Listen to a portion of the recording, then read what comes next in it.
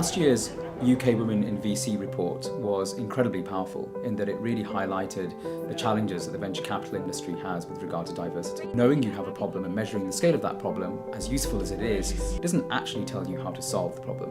The Toolkit is a practical, simple, actionable guide that VCs who might feel overwhelmed when the time comes to roll up their sleeves and actually take concrete actions for diversity and inclusion can implement. Everything from hiring people who actually make up your team, all the way through to things like sourcing, so how do you find companies and where do you find them from, what networks do you tend to pull from, and then also once you've actually selected to work with a company like this, how do you ensure you onboard them and analyse them and track them in a way that really fits the nature of the team that you've backed.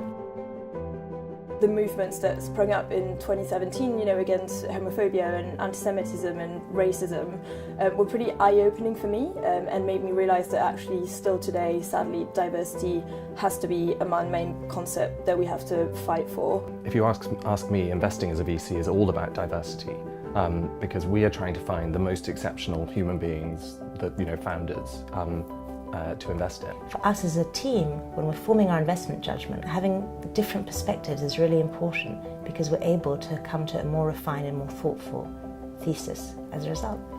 Diversity VC was set up as a non-profit for the industry to help the industry think about issues around diversity and inclusion. And this toolkit has been a brilliant manifestation of that. We've had 10 volunteers, all of whom work full-time in venture, spending their nights and weekends digging into the research and pulling together this toolkit off the back of it. I'm really interested and excited to see how those people bring that back into their funds and how the industry reacts.